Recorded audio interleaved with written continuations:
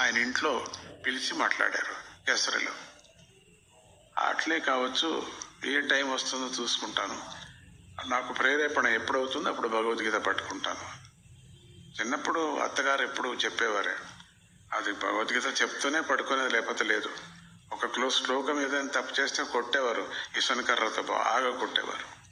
ఒకే పరి తప్పు చెప్పింది జీవితంలో మాకు చెప్పలేదు. అపశబ్దంగా ఒక శ్లోకానికి ఒక శ్లోకం, అటు 2-3 శ్లోకాలు అట్లా ఇట్లా కన్ఫ్యూషన్ అవుతుంటుంది. అది కన్ఫ్యూషన్ అయిపోయింది.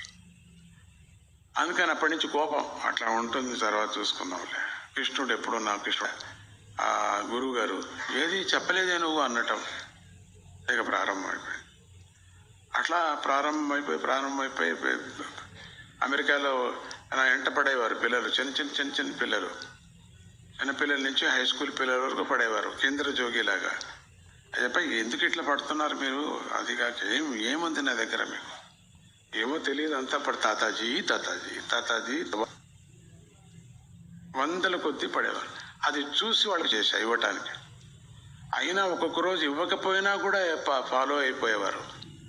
అప్పుడు చెప్పాను, మీరు భగవద్గీత నేర్చుకుంటే ఇంకొన్ని రోజులు ఉంటాను ఇక్కడ. అయిపోయింది, నేర్చేసుకున్నాను. ఇక 18 మంది పిల్లలు అప్పుడు ఉండింది.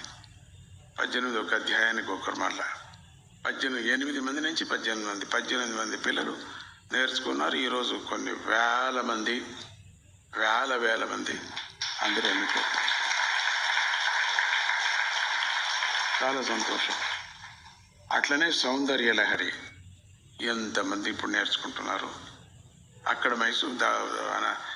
అమెరికాలో 100 మంది పిల్లలు చూసుకోకుండా చెప్పారు సౌందర్య లహరి. 100 శ్లోకాలు చూసుకోకుండా చెప్పేశారు. వాళ్ళు భగవద్గీత నేర్చుకున్న వాళ్ళకంతా వచ్చేస్తుంది, అది మెమరీ పవర్ పెరుగుతుంది వాళ్ళకి. అట్లా ఇప్పుడు సౌందర్య లహరి, గురుగీత, ఇది కూడా అంతేనే. ఇప్పుడు భగవద్గీత గురుగీత అంటే ఏమిటి అనేది ఒక మహానుభావుడు నిన్ననే రాశారు, ఒక పుస్తకం తీసుకొచ్చి మనం ఇనాగ్రేషన్ కూడా చేశాను. ఒక తాడేపల్లి పేరేంటి, ఊరికే తాడేపల్లి అంటే తాడేపల్లి సత్యనారాయణ, ఆయన రాశారు. చాలా బాగుంది, అది కంపేర్ చేయని చెప్పా. గురుగీత ఇప్పుడు దక్షిణామూర్తి గీతకు వెళుతున్నాను, అది కూడా మనకు కావాలా అని చెప్పేసి, మాతృపంచకం ఇవన్నీ కూడా మనకు కావాలా, కాబట్టి ఇవన్నీ